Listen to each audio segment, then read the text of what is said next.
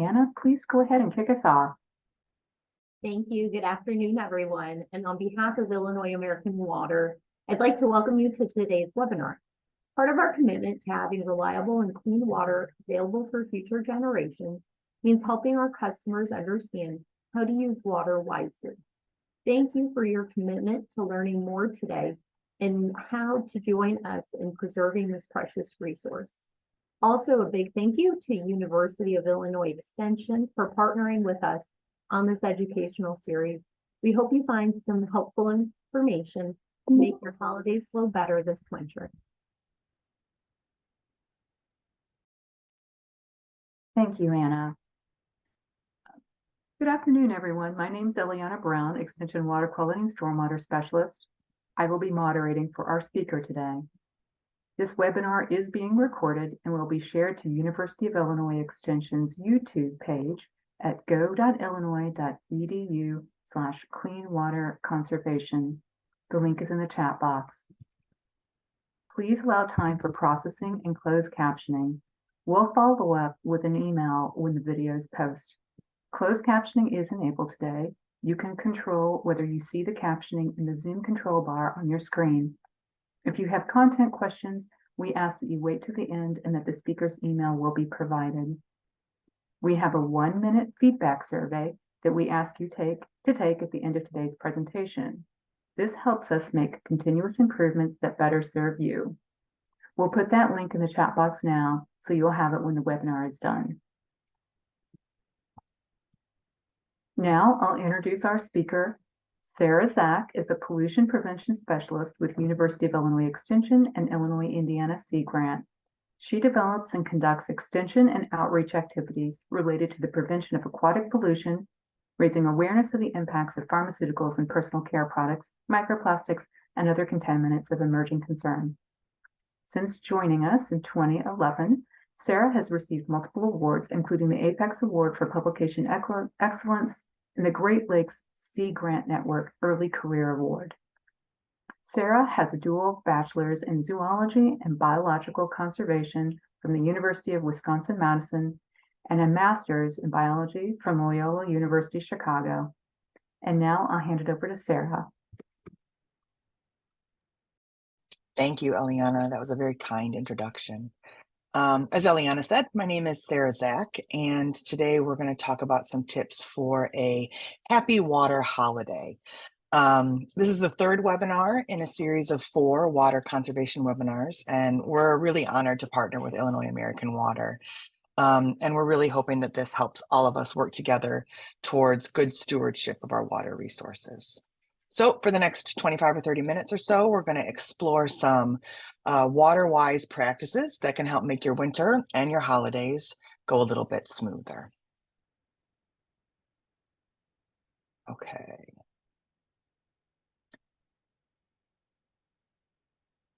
What's going on here? There we go. So before we start talking about water-wise actions, it's important to understand why our actions at home might be having a bigger impact than we realize. This is a graphic that illustrates some common things that homeowners do to care for their homes. In this case, we're looking at lawn care, but the principle is really the same, and it's going to illustrate my point really well. So you can see in this picture, you've got someone who is spraying fertilizer or pesticide, someone mowing their lawn and creating grass clippings, someone watering. You've got leaves in the sewer, water running off of the roof and down into the sewer, just a variety of sort of pretty common things that we all do. So a watershed is an area of land that acts like a funnel, and it channels water into the nearest body of water. Your backyard is part of a watershed. Your sewers may drain directly to a body of water, or they may drain to a treatment plant that then drains to a body of water. And so those are all a part of a watershed. The water you use in your homes goes to a treatment plant that, again, discharges into a watershed. Or if you have a septic system, discharges into land that is also part of a watershed. I think I belabored the point a little bit. But the idea here is that the things that we do in our homes have an impact on our water resources, because all of that water ends up in a river or a lake or a stream somewhere. So you can find your watershed if you're interested by going to mywaterway.epa.gov. So if we move up in scale, we can see here a map of a large river watershed. In this case, we've got the Illinois River.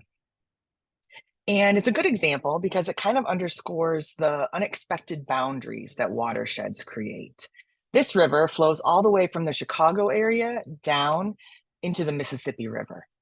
And in the map of that, you can see these different colored areas are all of the sub-watersheds that comprise that Illinois River watershed. So there's rivers in Lemoyne and Spoon and Fox and Des Plaines that all drain into the Illinois River.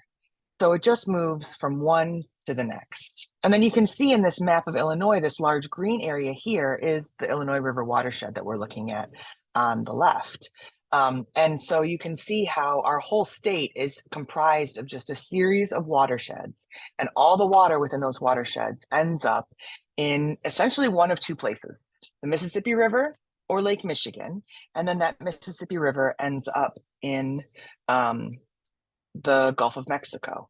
So that's why it's so important to understand the watershed that your home resides in, but also I think it underscores the idea that essentially your watershed is also our watershed because everything is connected.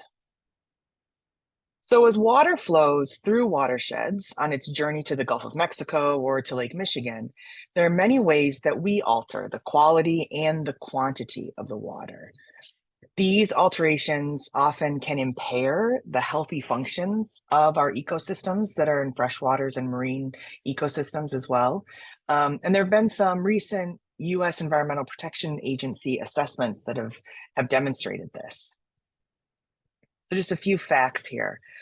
35% of lakes in the United States have some sort of nutrient pollution, some combination of nitrogen and phosphorus, which can lead to an increase of toxic blue-green algae and cause harmful algal blooms.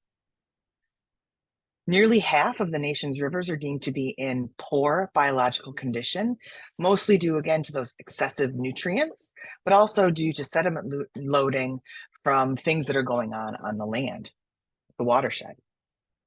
Nearly half of the shorelines of our nation's rivers are unhealthy or disturbed, which then further reduces the ability of them to control those nutrients and to control those sediments, and also increases the risk of flooding. Assessments of marine and Great Lakes coastlines indicated that just a slim majority, around 55%, were rated as having good water quality, but only 36%, were rated as having good biological characteristics, but only 36% of them actually had good water quality. So even though we think of issues with water quality, water infrastructure, and maybe water diversion and scarcity as problems that less developed countries face, in fact, these are global issues that all countries, including the United States, have to wrestle with. Partially to combat this, Illinois American Water has invested $1.6 billion in infrastructure improvements over the last 10 years. So now that we've set the stage for the concept that what you're doing in the home has that greater impact, let's take things back to the personal level. Even though water quality is a major global issue, the fact that our watersheds begin at home is why the little things that we do can collectively have a big impact, both negative and positive. And so for the rest of our time, we're going to focus on those little ways that our home life, specifically during the winter and holiday season, can impact our watersheds and water quality. Now, according to AAA, more than 113 million Americans traveled during the winter holidays in 2022. Maybe they were visiting family or friends. Maybe they were just getting away during what can be a fun but also stressful time. But when families gather and friends gather, we prepare big meals, we exchange gifts, and we share in each other's hospitality. And while it might seem trivial, a lot of our holiday gatherings can have a real impact on our water resources, because when we travel, we often forego some of the good habits that we have at home. So today I want to dive in and talk about some really simple ways to make sure that your holidays are water smart. So we'll start by talking a bit about water quality and then move into ways that you can protect your homes from the effects of winter and holiday gatherings. So starting with water quality, a growing body of research has demonstrated that there's been increased detection of what we call contaminants of emerging concern, essentially pollutants, in our rivers, streams, and lakes, as well as in fish and shellfish and other organisms that live in those aquatic ecosystems. And the impacts of legacy contaminants like PCBs and mercury are really well documented, but the effects of most of these emerging chemicals are not fully known. Industry, agriculture, and development can put further stress on both water quality and availability. And cumulatively, all of these inputs can pollute streams, rivers, lakes, and the oceans, can overload water treatment systems, and lead to impaired water quality. So we're going to turn our attention for a bit to a few of these new emerging contaminants that you should be paying attention to, particularly during the holiday season. And that's unwanted medicines, pharmaceuticals, microplastics, and salts. So to start with, unwanted medicines. Now, when you're a guest in someone's home, I'm sure many of you have fought the urge, either successfully or unsuccessfully, to snoop in the medicine cabinet of your host. So here's your chance to make sure that your nosy aunt or uncle sees a safe and well-organized medicine cabinet when they go snooping. Take the time before the holidays to clean out your medicine cabinet and remove any expired or unwanted medications. Then find your local take-back program. These are often at your local pharmacy, at your local law enforcement office or municipal building, or there are semi-annual events that occur across the state as well. Dropping these unwanted medications off at a take-back program ensures that they will be disposed of in a manner that not only protects our water quality, but also ensures that these medicines don't cause unintended consequences like poisonings or abuse. Never pour medicine down the drain or flush medicines down the toilet, because the reality is that our wastewater treatment plants were not designed to remove pharmaceuticals. This is less of an issue for people because the amount of water we would need to consume to get even one therapeutic dose of a drug is really, really large. But aquatic animals spend their entire lives in the water and are exposed at much higher rates than people. Pharmaceuticals have been found to cause frogs to change sex, fish to stop avoiding predators, and even the near extinction of a bird species, among a whole host of other negative impacts. So proper disposal of medicine, never dumping it down the drain or flushing it, can help prevent these effects that can have really devastating impacts on aquatic ecosystems. You can visit our website, unwantedmeds.org, for more information. This website is a little bit dated, but we're currently working on a refresh and we'll be releasing a new site, hopefully by the end of the year. At unwantedmeds.org, you can link to resources that will help you find your local take-back medicine. But as long as you just remember never to flush, you're in good shape. So the next pollutant that I want to talk about are microplastics. Microplastics are small pieces of plastic, less than 5 millimeters in size, that contaminate rivers, lakes, and oceans. Here on this slide, you can see 4 different types. We have pellets, which is this little ball, fibers, there's one here and one here, foam right here, and fragments. Pellets are microplastics that are released in this particular form. They're small pieces of plastic that are used to create larger items made out of plastics.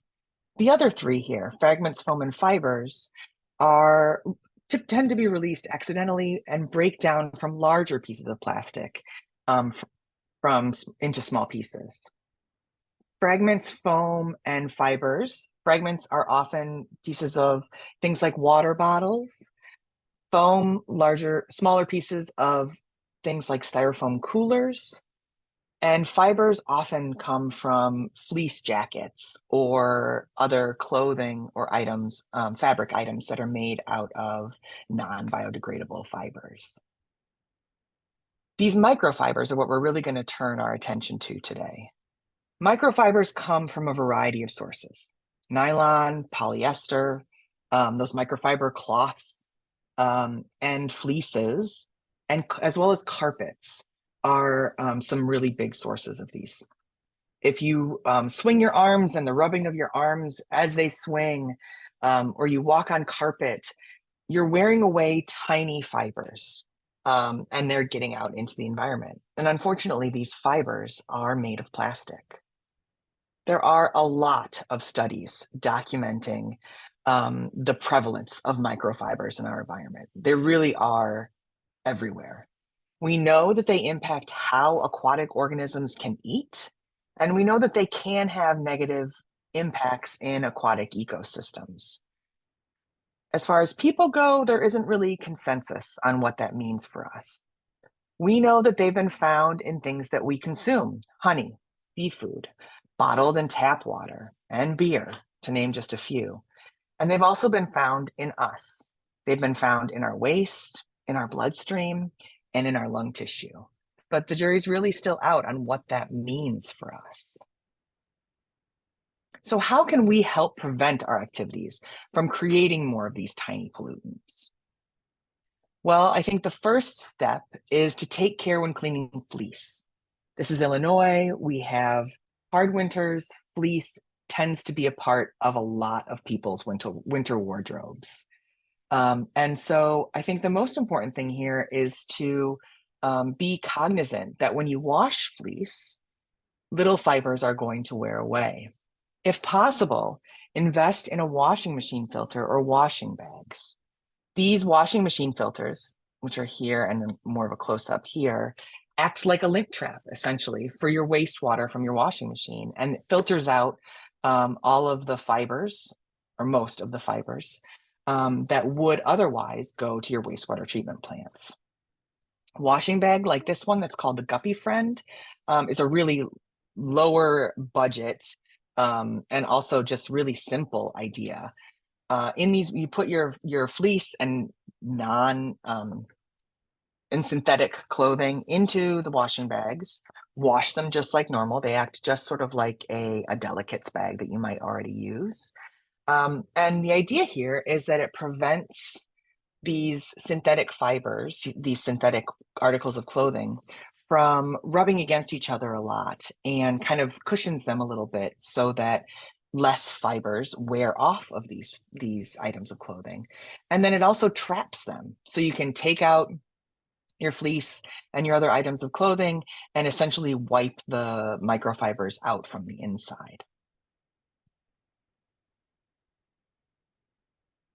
Another tip is to vacuum carpets really well and carefully dispose of the dust. Most carpet is made of polypropylene and other types of plastic-based fibers. So if you vacuum your carpets really well, it cuts down on what wears away when your guests walk on your carpet. And lastly, and possibly most importantly, is to avoid serving bottled water. Research has shown that people consume up to and about 52,000 microplastic particles per year.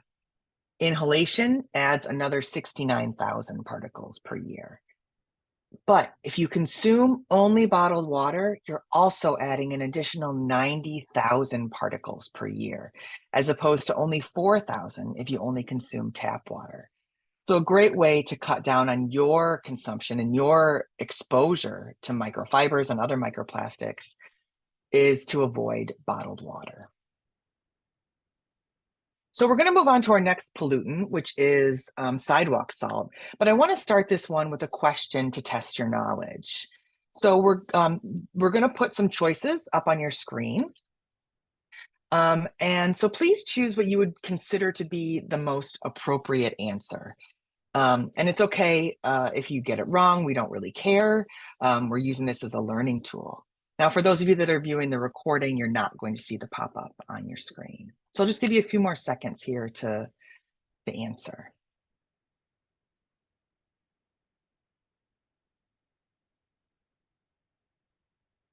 We have a neck and neck battle between half cup and coffee cup. Okay, so it looks like we're split pretty evenly between half cup and coffee cup, with some of you also thinking that it takes a quart or a gallon. But in fact, oops, I went too far. The answer is B, coffee cup. And we'll talk more about this and why this is as we move through this topic. So as snow and ice are melted, the dissolved salt is carried in the meltwater to local streams and lakes, or it infiltrates into groundwater. So the salt that you spread on your sidewalks, on your driveways, on your steps, ends up in the environment. This salt can remain on the landscape or in detention basins and storm sewers long after winter is over, and it can provide a constant source of salts to our local waterways every time it rains, well into the summer. The only way to reduce the impact of salt on the environment is to reduce the amount of salt that we use. Salt does not break down or degrade, and once it's in the water or the soil, it is both difficult and expensive to remove. So why do we care? What are some of the impacts? Well, first there's impacts on vegetation. On the landscape, we regularly see what's called salt burn on plants, shrubs, and trees along roadways and sidewalks. This is a classic picture here of salt burn on the bushes. Salt spray from passing cars can also damage vegetation that's well past the edge of the roadway. And it tends to be difficult to grow desirable plants in soil that has a high salt content. Problems with infrastructure. It's a pretty well-known fact, I would say, that cars from the snow belt rust out faster than cars from further south or west where the winters are warm. And this is because salt corrodes metal on vehicles. It also corrodes metal on bridges, causes concrete to pit, and damages entryways in buildings. I alluded to this already, but in the environment, salt harms fish, particularly fish in early developmental stages like eggs and juveniles. Macroinvertebrates, which are the bugs that live in our waterways and provide food for fish, freshwater mussels, and amphibians like frogs are also really adversely impacted by salt. And last, to tug at your heartstrings, are pets. Salt crystals and salty slush can adhere to pets' feet and cause irritation, soreness, and burning of the pads or skin. Salt can also be ingested when pets lick their paws or drink water outside that's contaminated with salt. And if they consume enough, it can lead to vomiting, diarrhea, or cause an unnaturally intense thirst. In extreme cases, pets could even die from salt poisoning. So as you have family this winter, you can help mitigate this by being salt smart with your application.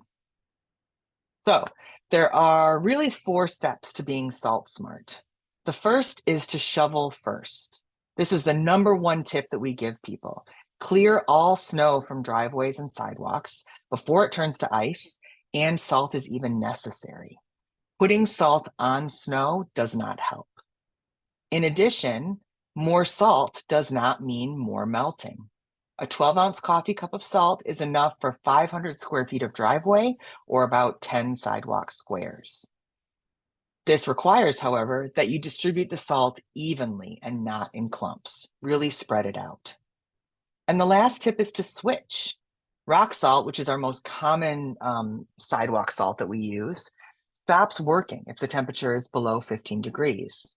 So switch to a de-icer formula that's formulated for colder temperatures when it starts to get really, really cold. Okay, so let's switch gears a bit and move from talking about how our actions can help protect water to how our actions can help protect your home.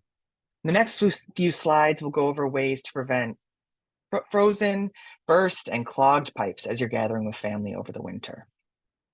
So the first tip here is in the late fall and early winter, as cold temperatures take hold, make sure that you turn off and drain your irrigation systems. Don't leave any water in them because that water could freeze.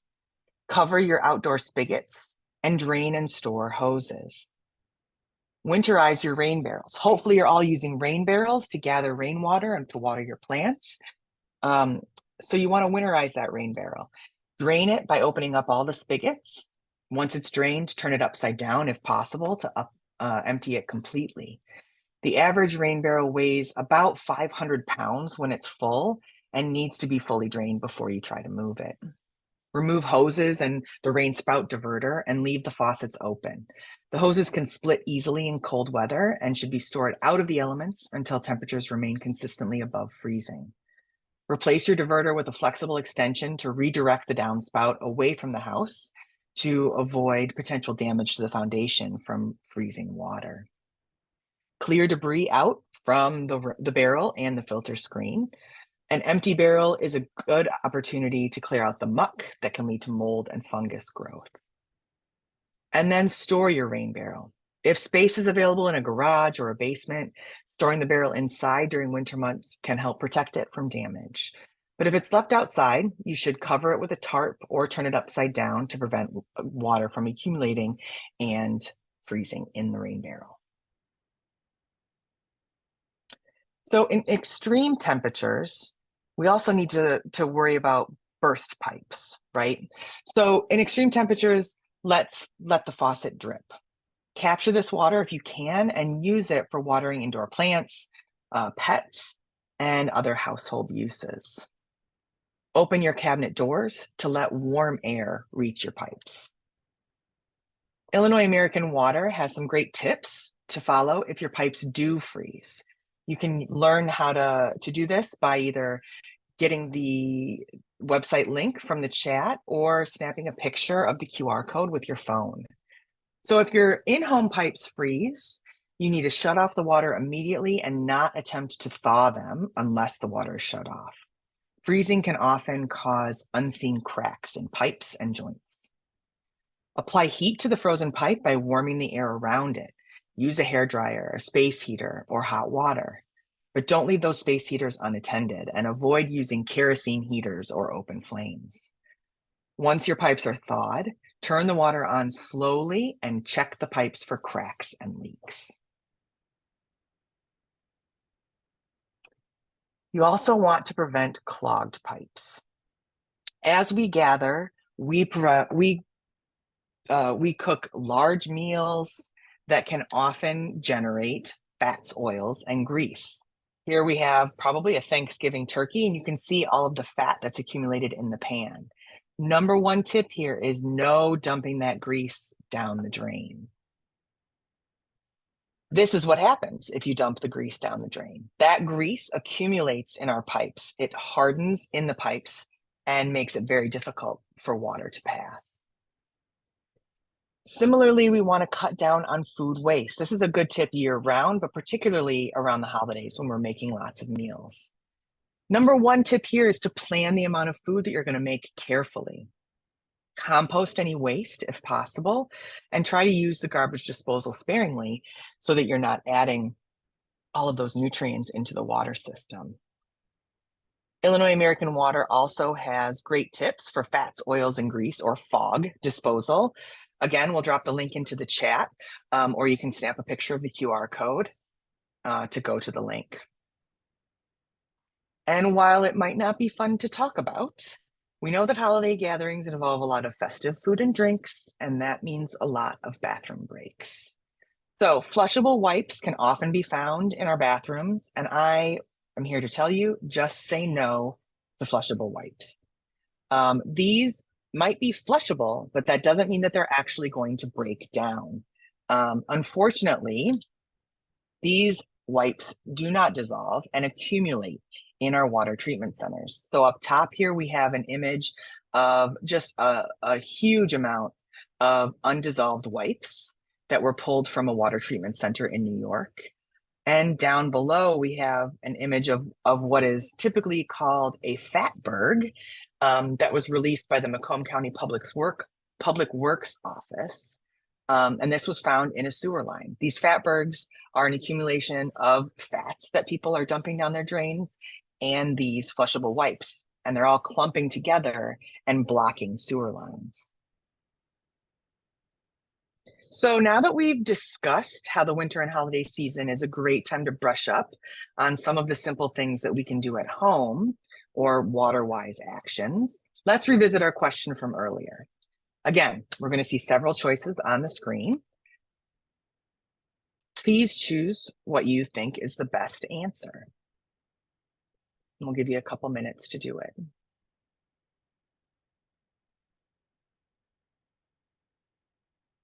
Sorry, a couple seconds to do it, not minutes.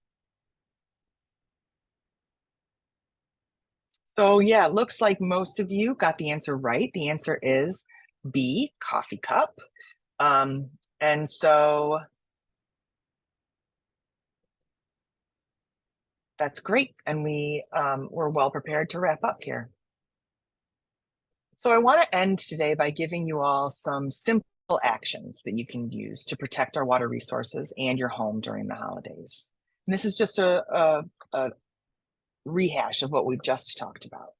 So first, winterize your pipes and outdoor watering equipment. Dispose of grease, oil, wipes, and unwanted medicines properly, not down the drain, not down the toilet. Wash your fleeces less often, spot clean them if possible. Salt sensibly, and help prevent food waste. So we'd love to know what practices you're likely to put into place within your own home or space. If you would, please take a few minutes to review the pop-up list on your screen and share with us what you might do on your own. And you can choose any of these that apply.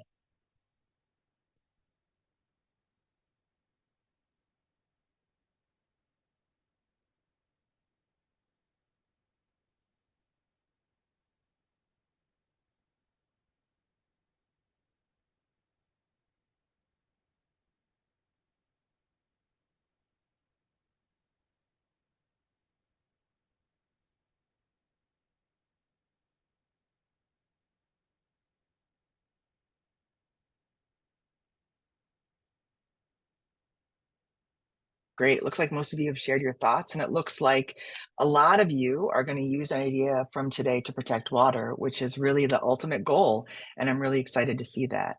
But putting cooled cooking grease and oil in the trash was number one. 16 of you are going to do that, and that's great to hear. So before we wrap up, I just want to make you aware of a great resource to help prevent wasted water. And we didn't talk about that today. That wasn't the topic of today's talk. But preventing wasted water is the easiest way to conserve our water resources. Illinois American Water has a leak detection kit that you can access here. You again, use the camera app on your phone to scan the QR code or follow the link in the chat. And this links directly to the guide where you can work through a step-by-step process to find leaks. The tool emphasizes areas outdoors where leaks can occur, like at outdoor faucets, within sprinkler systems, within pool systems, and at your service connection point. So it's good to do that before the winter starts.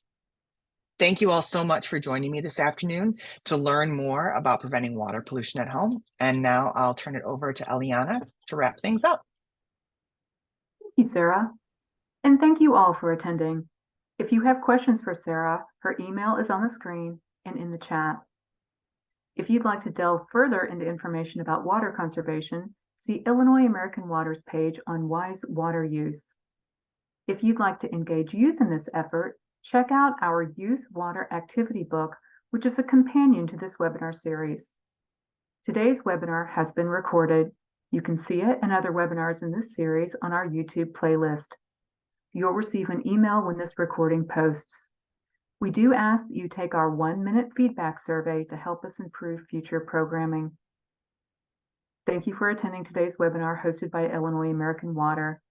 The next webinar in the Clean Water Conservation series will be over the winter. Look for an email from Illinois American Water to register. We hope to see you then. Thanks again and have a great holiday season.